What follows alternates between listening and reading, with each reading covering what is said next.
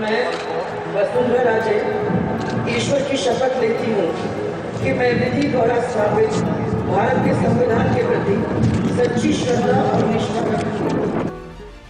राजस्थान की 2 बार की मुख्यमंत्री, ग्वालियर राजघराने की राजकुमारी और धौलपुर राजघराने की महारानी की राजनीति में आने की कहानी बड़ी ही दिलचस्प है।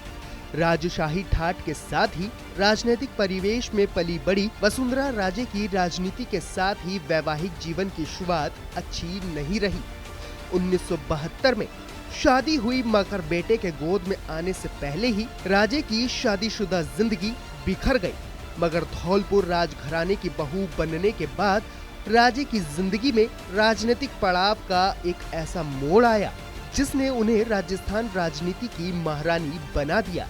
वसुंधरा राजे ग्वालियर राजघराने की महाराज जीवाजी राव सिंधिया और उनकी पत्नी विजय राजे सिंधिया की दूसरी संतान थी, जिनका जन्म 8 मार्च 1953 को मुंबई में हुआ था।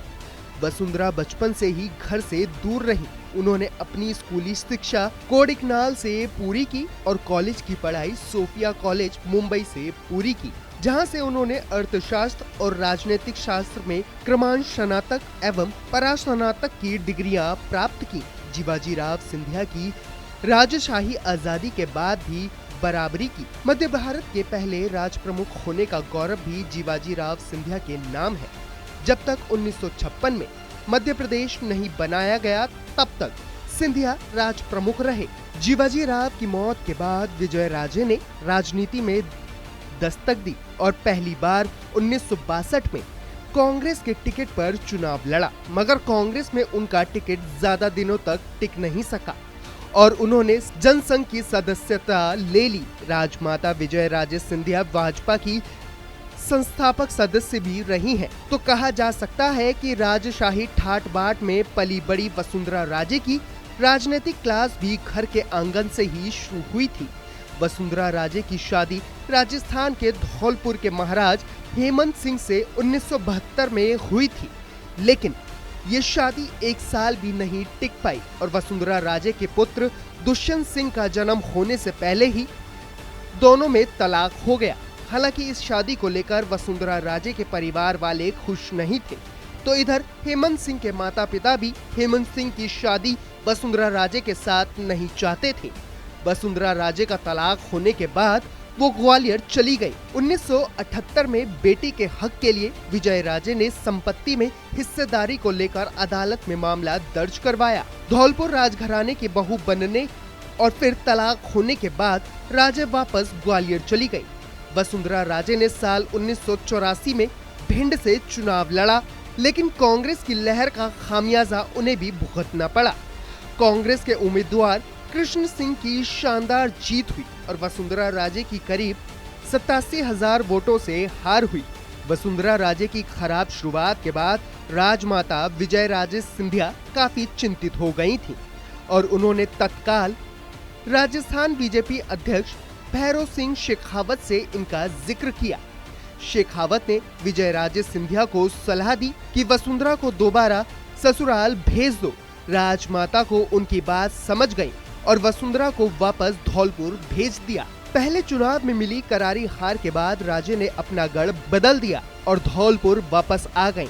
मगर इस बार धौलपुर वो घर बसाने नहीं बल्कि अपनी राजनीतिक वर्चस्व को जमाने आई थी। राजस्थान विधानसभा चुनाव के लिए राजे ने अपने ससुराल की सीट से दावा ठोक दिया।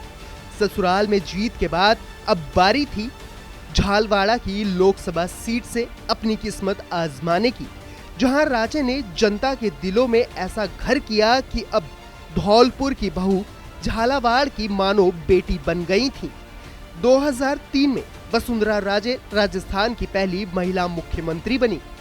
राजस्थान में वसुंधरा राजे बीजेपी की दूसरी मुख्यमंत्री थी, जिन्होंने प्रदेश की सत्ता में बीजेपी की वापसी करवाई थी। इससे पहले सिर्फ भैरव सिंह शेखावत ही एक ऐसे नेता थे जो 3 बार प्रदेश के सीएम बने थे। एक बार वो जनसंघ से सीएम बने, जबकि आखिरी 2 बार बीजेपी के शासनकाल में सीएम बने थे। इससे पहले कि वो बीजेपी के शासनकाल की हैट्रिक लगा पाते, 1998 में गहलोत के नेतृत्व में कांग्रेस ने अपनी सरकार बना ली। भैरों सिंह शेखावत के लिए अब युवा मुख्यमंत्री बने गहलोत चुनौती बनकर उभरे थे, तो वहीं उससे बड़ी चुनौती थी प्रदेश में भाजपा को मजबूत करना। बाबूसा यानी के उप मुख्यमंत्री भैरों सिंह शेखावत ने इस बार वसुंधरा को दिल्ली से राजस्थान वापसी का इंतजाम करवा दिया। इस पर वसुंधरा राजे को राजस्थान बीजेपी का अध्यक्ष बनाया गया और इसकी वजह बताई गई वसुंधरा राजे का राजस्थान की 3 जातियों पर पड़ने वाला असर था। दरअसल वसुंधरा राजे राजघराने से आती थी, लिहाजा राजपूत समाज को उनके पक्ष में लामबंद किया जा सकता था। राजे की शादी धौलपुर के जाट राजघराने में हुई थी, लिहाजा जाटों की बहू होने के चलते जाट समाज भी राजे के पक्ष में आकर खड़ा हो गया। और तीसरी जाति थी गुज्जर समाज। वसुंधरा राजे राजस्थान बीजेपी के अध्यक्ष बनकर राजस्थान आई थी। अब बारी थी गहलोत सरकार के साथ ही बाबूसा के विरोधियों से निपटने की और वसुंधरा राजे ने इसे बखूबी अंजाम दिया। 2003 में वसुंधरा राजे गहलोत सरकार को मात देने में कामयाब रही और वो बनी राजस्थान की पहली मुख्यमंत्री। एक सभा में खुद सीएम ने इसका जिक्र कुछ इस तरह किया।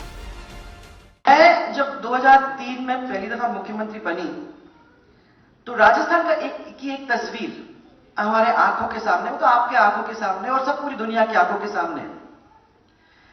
पहली दफा कोई महिला यहां तक पहुंची, परंतु अगर महिला की उस समय तस्वीर अपन देखते थे तो एक हमेशा तस्वीर यही थी कि आगे आगे पुरुष चल रहे हैं, अच्छे से कुर्ता पहने हुए, बहुत सुंदर साफा पहने हुए आगे चल रहे हैं। उनके पीछे महिला लंबा सा घूंघट लिए हुए, एक सिर के ऊपर बोरा लिए हुए, एक बच्चे का हाथ पकड़े हुए।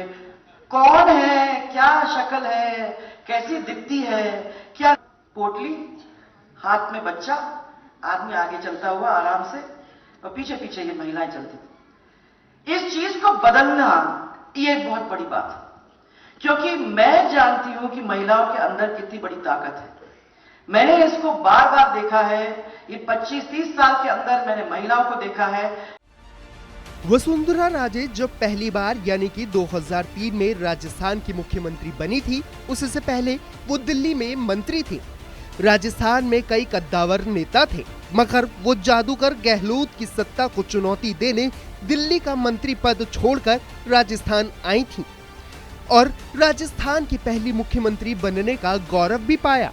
2013 में जब देश में यूपीए की सरकार थी, इस बार भी वसुंधरा राजे के सामने चुनौती जादूगर गहलोत सरकार की थी और साथ ही अपनी ही पार्टी के कुछ विरोधी नेताओं की भी थी। लेकिन यहाँ वसुंधरा नाम की ऐसी आंधी चली कि इतिहास ही बदल गया। साल 2003 और 13 के साथ ही जिस बंगले में पूर्व सीएम रहती थी, उसका नंबर भी 13 ही था, यानी तीनों की जगह आखिरी में नंबर 3 है। वसुंधरा राजे जिस बंगले में रहती हैं, उसको बचाने में कहा जाता है कि तत्कालीन सीएम गहलोत ने भी उसका खूब साथ दिया था।